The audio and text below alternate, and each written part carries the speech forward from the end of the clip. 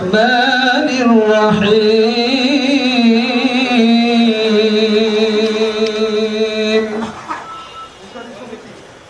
ثم ترى قد أرسلنا قبلك শহীদের জন্ম না হলে বাংলাদেশ স্বাধীন হতো না।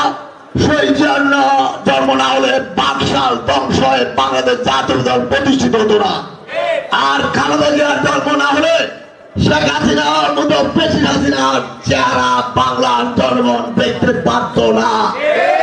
আর কেউ তারেক রহমানের জন্ম না হলে বাংলাদেশের জাতীয় দলের কত অসংখ্য নেতা কর্মী রয়েছে তা বাংলা ইতিহাসে কেউ জানতে পারত না।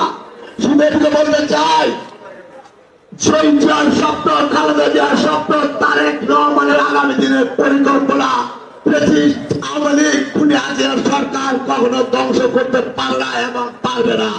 শুধু আপনাদেরকে বলবো, আমাদের রাজনৈতিক তারেক রহমান যে নির্দেশনা দিয়েছেন, আমাদের দল এখনো ক্ষমতা আসে নেই, আমাদেরকে জনগণের কাছে ভোট চেতে যেতে হবে, তাদের শীষের পক্ষে ভোট চেতে যেতে হবে, তারেক রহমানকে প্রধানমন্ত্রী বানানোর জন্য ভোট চেতে যেতে হবে। অন্তত আপনারা কেউ দখল চাঁদাবাজি অপকর্মের সাথে জড়িত হবেন না। আর ওই বহিষ্কৃত পদত্যাগকারীরা তাদেরকে বলতে চাই, আপনারা সাবধান হয়ে যান।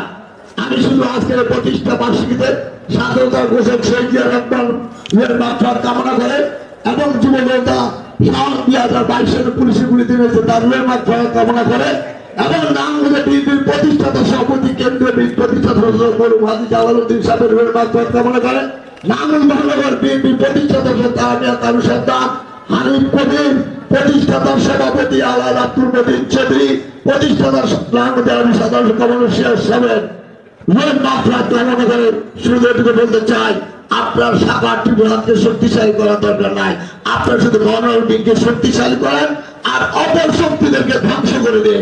আগামী দিনে আমরা তারেক রহমানের নেতৃত্বে, খালেদার নেতৃত্বে আমরা 19 দফা কর্মসূচি বাস্তবায়ন করার জন্য, শহীদের স্বপ্নে বাস্তবায়ন করার জন্য 55,558 বর্গ মাইলের ভিতরে কোন খুনি হাসিনা সরকারের কোন প্রেতাত্মা থাকবে না।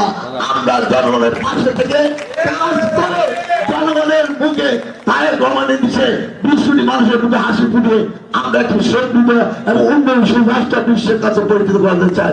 অবশেষে আজকের আলোচনার সময় যে সকল অতিথিবৃন্দ এবং নেতৃবৃন্দ দ্বিধাবোধ করবো না। এখানে আমি শুধু বলতে চাই যে আপনারা ধৈর্য ধরে এখানে এসেছেন এবং সুন্দরভাবে বসেছেন, আমাদের আজকের সভাকে সাফল্যমণ্ডিত করেছেন। এই জন্য মহানগর বিএনপির পক্ষ থেকে আপনাদেরকে ধন্যবাদ জানিয়ে এবং আজকের এই সভা থেকে আমি শহীদ রাষ্ট্রপতি জিয়াউর রহমান এবং আরাফাত রহমানের রুহের মাগফিরাত কামনা করে এবং বেগম খালেদা জিয়া এবং তারেক রহমানের নেতৃত্বে এই বাংলাদেশে আবার জাতীয়তাবাদী শক্তি আবার ক্ষমতায় আসবে এই আশাবাদ ব্যক্ত করে সকলকে ধন্যবাদ জানিয়ে আমার বক্তব্য এখানে শেষ করছি। আল্লাহ হাফেজ। يا أيها الذين آمنوا صلوا عليه وسلموا تسليما।